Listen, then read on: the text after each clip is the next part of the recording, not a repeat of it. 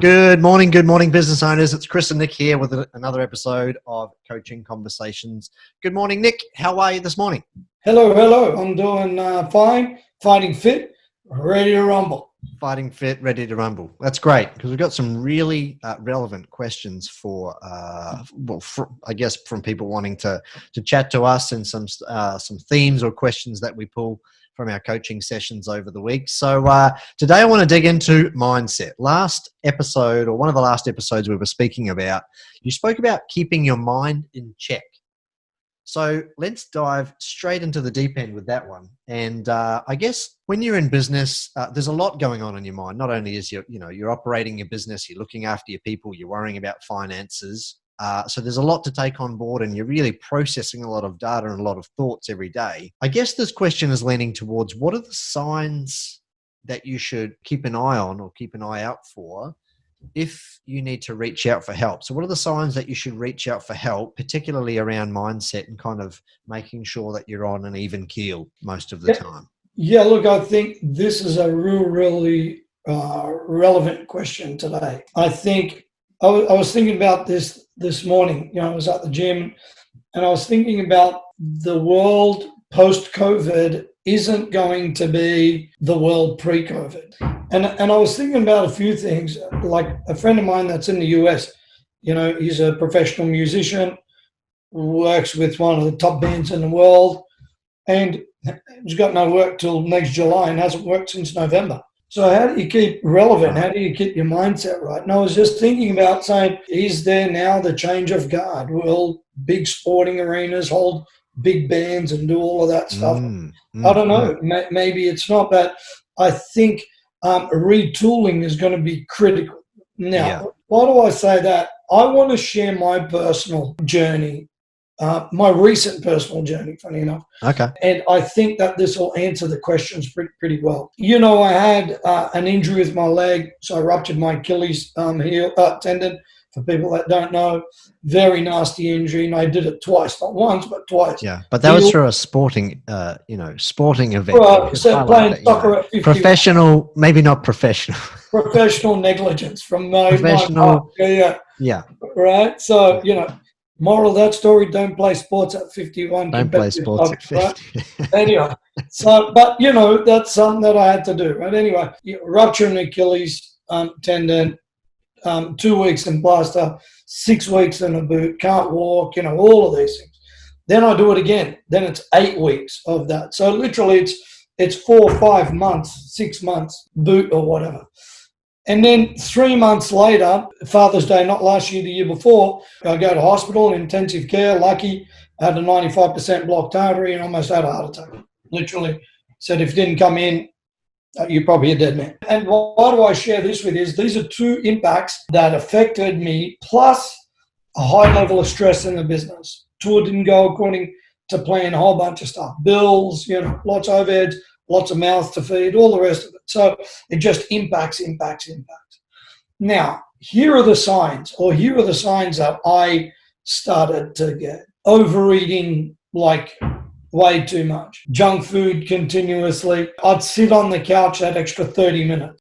Instead of waking up at 5 o'clock, I'm waking up at 6:30, 7 o'clock. I'm making excuses why I can't go to the gym. And I've got every right to. My leg's still sore, all of these things. I sit at the desk and I'm like, man, I don't feel like doing anything today.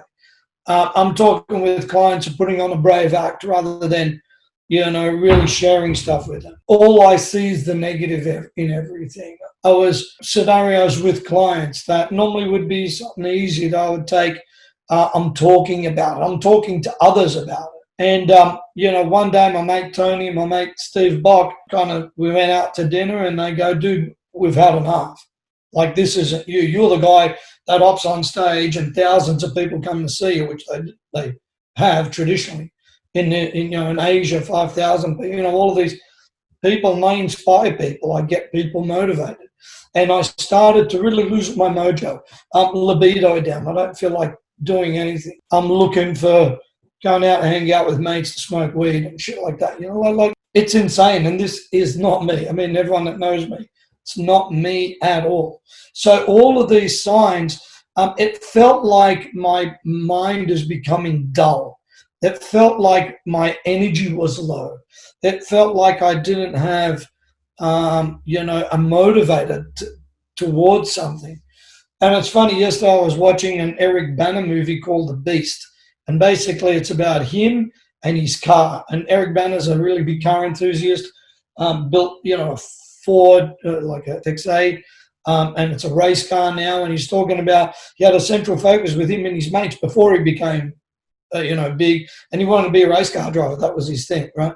And his dad said, yeah, you can buy this car. And from that then on, he hung out with people. He was interviewed by Dr. Phil and a whole bunch of these other guys. It's a pretty cool movie. And basically, Dr. Phil said, all men need some type of central focus for us to take the focus off work and just do this, because it's good for us to have balance. Right. Okay. This is important. Yeah. Yeah, you know what I mean? One of the things that I didn't have was this other focus other than just work. It just felt like, man, I'm working, I'm not making any money, or losing money, or making a little bit, or I just wasn't inspired. And me, my life is on stage. I love being there. And then no touring, all of these things, right? To me, then I started going, well, what is it that I need to do? I need a central focus. So obviously I got my boat. That was it. I didn't feel like taking that out. But then I started around the house, trinket here or tinker here a little bit, or put this up, or put this pen on, put these walls up, or put this. And as you guys, you've seen me doing stuff, it started to get, I started to get that refocus. Now it's interesting. I'm lucky I had an intervention with some really good mates that I didn't take it personally. Actually, I did take it personally. And I'm like, if these guys are saying this to me, I must have bugged them enough talking bullshit, because that's what you're doing, that they're going, hey, dude, like, this isn't you. We don't like this behavior. Snap out of it, because they can see the path that I'm in. Funny enough, very similar to us with our clients. If they go down a negative path, slapping them around a little bit. Very much so, yeah. What the hell? You know what I mean? There's it's like the pattern interrupt. It's like the pattern interrupt. Exactly. And it's funny. I told you, we just spoke to a prospect just recently, and you could tell he's just given up. He's found the rabbit hole that much that it's hard for him to, you know what I mean? So the signs of that, not wanting to exercise, not wanting to connect a lot, looking for excuses for stuff, sleeping in extra, spending more time in front of the idiot box, eating shit, all of these things start to do. And you know what the biggest thing is? It's you fall out of routine. That's how I felt for me, because I'm routined. I like to walk every day, exercise every day, hang out with the family, all of these things. And I could have had an excuse. The excuse is easy. I'm tired because of my heart. Tired, my legs hurt and my thing. I could have had 55 excuses. But now it feels like I'm the other way around. I've got so much energy, feel good, my legs are getting better. I'm not, the heart's a little detour, right? And we just got to get over it and you keep moving, because at the end of the day, if death's coming for you, you're not going to know anyway. People worry too much about the shit that they can't control. That's right. Like, if it comes, it comes. Sure, I'm going to try to avoid it as much as I can, but, if it comes, it's here. Yeah. But, I've got to take medication every day, and sometimes I feel tired. But it's interesting, like even with my wife, she's like, just take it easy. Like yesterday afternoon, and I got home by 4, I'm like, I could probably do 2 hours on the fireplace, saying that. I'm like, she goes, just take it easy. And it's funny, I just kind of needed to take it easy, but normally I can't. I'm not the guy that sleeps until 9 o'clock on a Sunday or shit like that. It's like 5:30, 6 o'clock, I'm rolling. So I'll say uncommon signs that for any business owner that, they might be in good routine when they're on form, but when that routine's falling to the wayside, let's call it lethargicness, laziness, they're not eating, or they may be eating or badly eating, maybe not sleeping well, they're carrying that attitude of, expectation or want all the time versus appreciation. So we'll call those, if you're suffering from uncommon symptoms. Nick, you mentioned that obviously Steve-O's are a force to be reckoned with. We've spoken about Stephen Bock on previous episodes, and you were lucky, I guess, you had that. Well, not lucky, but fortunate to have Steve available to you, and he called you out on where you were. What can people do if they don't have a Stephen Bock sitting across the table from them? That's a great question. I mean, look, I'm fortunate, for everyone watching this, by the way, Stephen Bach is a 61st Australian to climb Mount Everest, and he's climbed 5 peaks out of the 7 highest peaks in the world. Yeah. Other than that, he's kind of a cool dude that's a real estate agent. Other than that. But he's a pretty hard ass. Let's He's be honest. right? He just gets everything and takes all the fun out of it. That's Stephen. Yeah. Right? But I love him, man. He's good, one of my best mates. And it's interesting with Steve. What's good about it is he just calls me out on bullshit. So I think the person that you need, usually a wife or a husband or a spouse, girlfriend, all that stuff, won't tell you the truth. Beat around it a little bit. Or okay, I can understand this or whatever. Because funny enough, it's like, well, man, don't spend money on cars. Stop wasting your money on cars. Don't go out to clubs all night and party. Don't tell me 50 times. Yeah. But guess what I did? Cars, drag cars, women, fast cars, fast women, partying, played in bands, all that. And I just needed somebody else then to hear from that was totally different. So getting someone that's close to you is the wrong approach. Right. I feel that you either need somebody that you pay. Yes. Yep. Life coach, business coach. Yep. Somebody that's motivational coach, or somebody that's going to be a work related person, probably at a higher rank than you. It's probably even better because there's always what did I know? They're lower than me, right? To just and here's the biggest one. I personally think I started to see that this became my language. I started to see that. There's no doubt. I was whinging a lot. Stupid shit. You know what I mean? So a really good way to do it is this thing. Just record yourself. Just put it in your pocket. Go about your daily activity and just listen back to it. Listen back to your conversations. The conversations you're having at the dinner table with your wife or your husband or your girlfriend or whatever. The conversations you're having with your mates. Conversations you're having with the kids. And because all of that is definitely going to show. It's definitely going to show you what the language sounds like. Yeah. And, stinking thinking, usually stinking language. That's a good line. Stinking thinking results in stinking language. You know what I mean? Like if you're thinking shitty up here, you think you're talking shitty here. Totally. Totally. And it's easy for us to hop into this. We're not Tony Robbins all day. Tony Robbins doesn't have amazing days either all day. Yeah, of course. He does what he does. That's his work. He gets in the zone. So I noticed that was critical. So, your best master is your mind. And it can either master you or you master it. And that's what I found when I was like that. Little things that would not normally set me off would set me off. The pressure of money. Another thing that Steve said to me that was really, really cool is to compartmentalize things. If you're stressing out about money, you just got to compartmentalize it and go, okay, if I keep on stressing, it ain't going to get any better. You just got to figure it out and go, okay, why not? If I owe money to people, you just go, hey, look, here's how I'm going to pay you off. I'm going to do my best. Here's what's going to happen, and compartmentalize it. If you're having an issue with, an employee or issue with, a parent or an uncle or a relo or any other, same thing. If you compartmentalize it, it does better. I compartmentalize some of my stresses that were causing me to go down this. Right. So this is the road to solution here. So if you've identified a symptom or you can see a long list of symptoms and you need that pattern interrupt, so find someone to keep you accountable.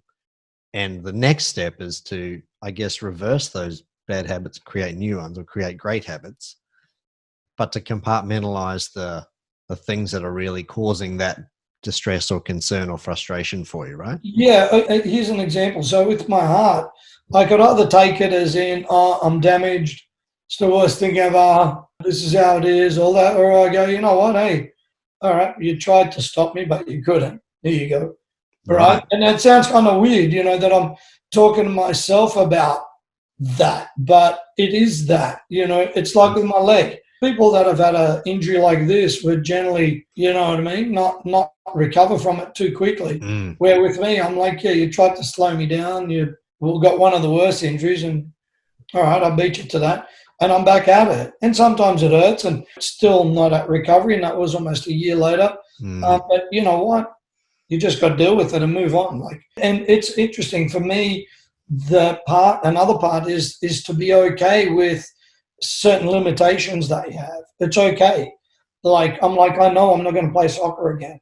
If I really want to play soccer again, I'll train it to the ability. But for me, having another injury at that level wouldn't be worth it for me. Yeah, So I'm sure. like, cool, I can accept it. I'm okay with it. I let it go on my mind. But guess today, it's funny enough, I'm ringing a martial arts place called Krav Maga, which is Israeli martial arts.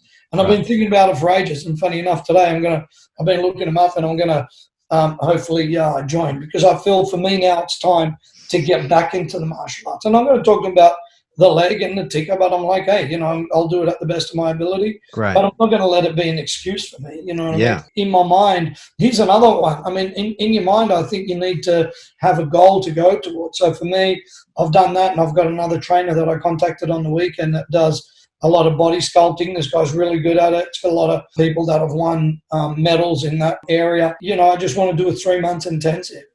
I don't plan on being an athlete or a bodybuilder, but I just feel like I want to go for it. When you got a goal and you go for it, Sure. it's a good thing. It's like us with business. So do you see you can recover from this? People that stay like this for years are shit. I was in it for a few months. Got to get out of it because it wasn't me. I hated it. I was thinking about other work to do. Yep. Like, that's right. When you get it at that level, you're thinking about everything else other than what you're really good at.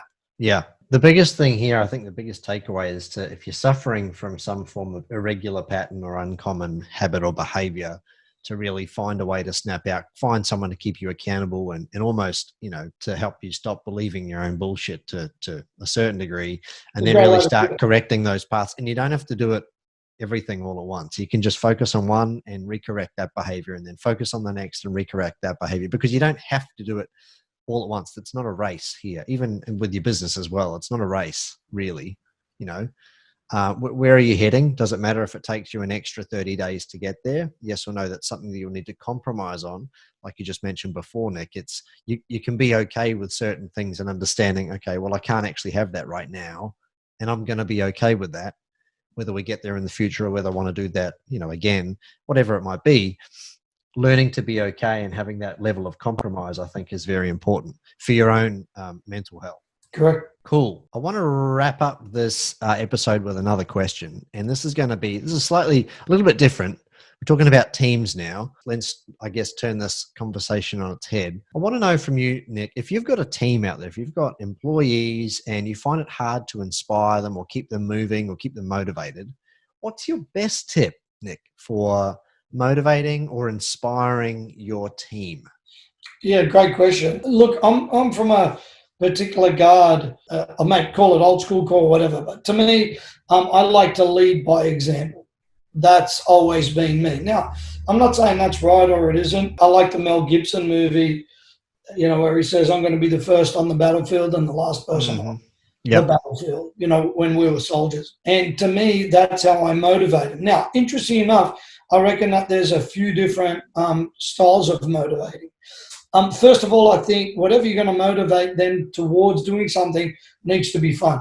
Because, if it's not, and people are like grinding away, it's not really fun. I mean, look at our goal. Our goal to have X amount of clients and X amount of revenue and turnover. And that goal for us wants to be fun as well, and we need to have the right people that are inspired with it. So number one, I think it needs to be fun. Number two, I feel that you need to go, what's the reason why? Why are you doing it? What's the bigger picture for it? Does it equal your personal satisfaction, or does it help others, or can it be both? Is it money orientated? And if it's money orientated, it's cool, right? It doesn't need to be, it needs to be, mung beans and fucking rainbows. It doesn't always have to be like that. People misconceive this whole thing around money, that money's bad. It's not at all. Actually, it's excellent. It's what you do with it, how you do with it. Yes. Just don't let it get to your head. That's all it is, right? That's it. Because I see people, like they've motivated their team to inspire them, and then, they buy, I don't know, a Lambo or something like that. And the team's like, went out and bought a Lambo. We did all the hard work. It's like, no. That was the fruits of his labor and everybody else's labor, and he deserves that. If that's what you want, go for it. To me, shit like that, I'm not into it much anymore. It's still like awesome stuff, but it's not the major motivator. Mm-hmm. I'd rather have a library full of books, but Yeah. that's the thing. So it's one of those things. So I think if you make it fun, number one, and number two, you create a level of focus to understand what the bigger reason is why we're doing this. I think that's critical. Okay. I think those two are critical. And then number three, you got to find out what drives people. How do you motivate people? Some people are not motivated by the money. We've had many a business that we've done team sessions with, and they're not motivated by the money. Yeah. So, I know that, in my previous business, I had a lot of waitresses, and they were more interested in getting a full body massage from the Thai massage place up the road than they were about getting cash. Yeah. So that became or a little holiday, or exactly. I mean, or a dinner for two, or something like that. Whatever it is, I think those little motivators, whether it's going to be something extrinsic or external, or maybe it's a pat on the back. Hey, you did well. You're a client, client of the month, or you're an employee of the month. You did great. That recognition, that acceptance, that camaraderie. Yep. I like to look at those as well. Hey, come on, guys, let's go for it. And then the last one, I think, is to make it a bit stretchy. And what I mean by this is, it's no use going, I went for a walk and that was an amazing goal that I achieved. Inspire everybody. Yep. With me, I want to make the team to go, come on, man, let's go for it. We need 10 or 15 appointments every week. We want to convert, X amount of clients per month. We want to go for it. Let's push hard. And that's why, sometimes even when we get to the 5, I'm like, cool, we're going to do 7 or 8. I should be happy with the 5.